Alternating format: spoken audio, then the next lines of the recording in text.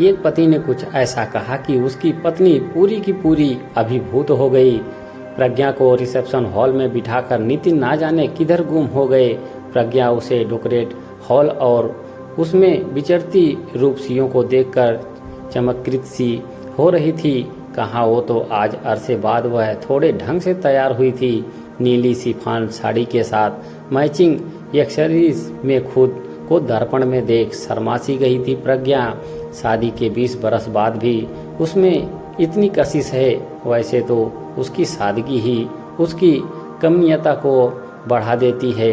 40 की उम्र में 30 की नज़र आना वाकई कमाल की बात है। घर से निकलते समय टीनएजर बेटी ने प्यारा सा कॉम्प्लीमेंट उछाल दिया था। हाय मम्मी, आज तो पार्टी में आप छा जाएंगी। लेकिन यहाँ तो समीकरण ही उलट गया था। उन आधुनिकताओं से अपनी सादगी की तुलना कर उस एयर कंडीशन हॉल में भी उसके माथे पर पसीने की बूंदें चुहचुहा उठी। पर्स से रुमाल निकालकर अभी वह पसीना सुखा ही रही थी कि मेकअप में लिपि पुती सी एक मैडम मुस्कुराती हुई उनके सामने प्रकट हुई। एक्सक्यूज मी, आप मिसेस नितिन खरे हैं ना? प्रज्ञा कुछ बोल सकने की स्थिति में नहीं थी। किसी तरह उसने स्वीकृति में गर्दन हिला दी।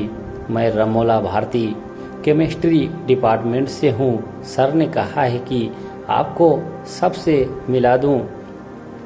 प्रज्ञा उनके साथ यंत्रवत चलने लगी। इसने मिलिए, ये हैं मिसेस नितिन खरे।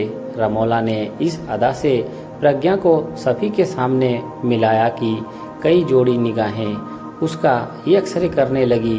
वैसे आप करती क्या हैं? खनकदार आवाज में उछाले गए प्रश्न के जवाब में प्रज्ञा जबरन मुस्कुराई। मैं हाउसवाइफ हूँ। हाउसवाइफ? ओह, तभी तो इतनी सिंपल है। ना चाहते हुए भी प्रज्ञा की नज़रें आवाज़ की दिशा में उठ गई। एक भारी भरकम शरीर की महिला जिसने अपने शरीर को वेस्टर्न ड्रेस से जकड़ रखा था और मेकअप की परतों के बीच अपनी उम्र को छिपाने की नाकाम सी कोशिश की हुई थी, कुछ अजीब अंदाज में मुस्कुरा रही थी। पता नहीं प्रज्ञा की नज़रों में क्या था कि रमोला शक पका गई। आप हैं मिसेस साक्षी सान्याल, इन्फोसिस में चीफ एग्जीक्यूटिव हैं। मिस्टर सान्याल यहाँ फिजिक्स के हेड ऑफ की डिपार्टमेंट हैं। फिर बारी बारी से रमोला ने सबका परिचय कराया। उनमें से आधी से ज़्यादा तो यूनिवर्सिटी के लेक्चरर थी और बाकी प्रोफेसर की पत्नियां जो कहीं न कहीं जॉब करती थी। तभी तो प्रज्ञा का हाउसवाइफ होना उन्हें हैरत में डाले हुए था। प्रज्ञा का जी चाह रहा था कि वह चुपचाप उठकर वापस घर चली जाए, लेकिन यह भला कैसे संभव था? पार्टी तो उसी के पति मिस्टर नितिन खरे के सम्मान में हो रही थी। बेटर कोल्ड ड्रिंक लेकर आया तो उसने बेमन से ले लिया। नितिन के लिखे हिंदी साहित्य का इतिहास को आज कुलपति के हाथों अकादमी पुरस्कार मिलने वाला था और उन्हें रीडर की उपाधि से भी नवाजा जा रहा था। नितिन के लेक्चरर से रीडर बनने तक के सफ़र में प्रज्ञा ने हर पल उनका साथ दिया था। अब वह इन तितलियों को अपने जॉब ना करने की क्या सफाई दे? एक तो नितिन का स्वभाव ऐसा है कि वे जब तक घर में रहें प्रज्ञा उनके आसपास होनी चाहिए। दूसरी बात जो खुद प्रज्ञा को गवारा नहीं था वह यह कि उनके बच्चे आया के भरोसे पलें। उन्हें स्कूल से आकर माँ के बदले बंद ताले को देखना पड़े। खैर जो भी हो, लेकिन आज प्रज्ञा कुंठित हो गई थी। हाउसवाइफ होना वाकई हीनता का परिचायक है। हाउसवाइफ का अपना कोई वजूद नहीं होता। वैसे कभी कभार प्रज्ञा के मन में अपने हाउसवाइफ होने को लेकर हीन ग्रंथि पलने लगती थी, लेकिन उसने आज ऐसा जैसा अपमान कभी महसूस नहीं किया था। अभी प्रज्ञा ना जाने और कितनी देर तक खुद से सवाल करती अगर रमोला ने टोका ना होता।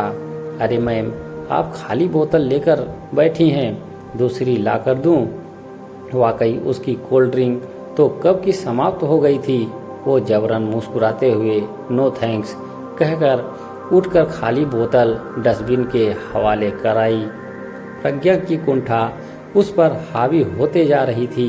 वह सचमुच उठकर जाने की सोच ही रही थी कि स्टेज पर माइक थामे नितिन को देखकर अपनी कुर्सी से चिपक कर रह गई।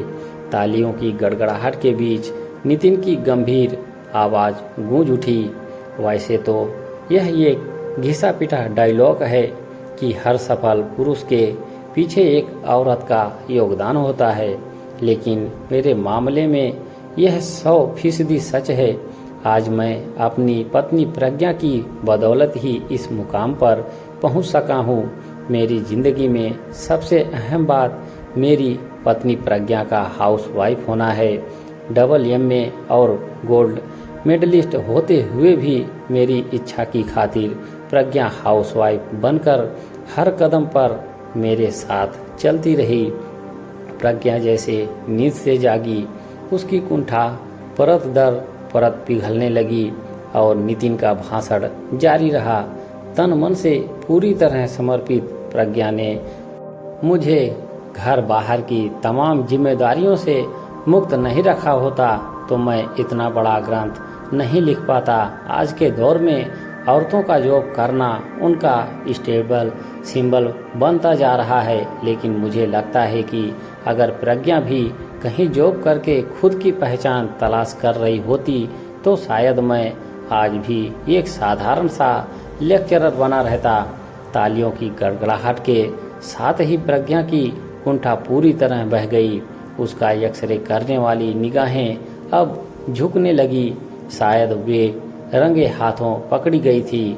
पति के बराबर बल्कि ज्यादा कमाने के रोब में वे पति और बच्चों को कितना तवज्जो देती हैं। क्या उनके पति कभी नितिन की तरह सरेआम उनकी प्रशंसा कर सकते हैं? शायद कभी नहीं।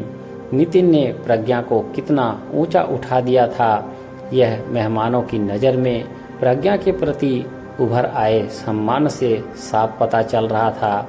मैं तो यही जानता हूँ कि यह ग्रंथ मैं प्रज्ञा की बदौलत ही पूरा कर सका हूँ। इसीलिए इस पुरस्कार की असली हकदार मेरी पत्नी प्रज्ञा है। I am proud of my lovely wife. तालियों की गूंज के बीच प्रज्ञा स्टेज पर पहुंची। कुलपति महादेव ने नितिन को मेडल पहनाया तो नितिन ने उसे प्रज्ञा के गले में डाल दिया। प्रज्ञा का चेहरा अलौकिक तेज से चमक उठा।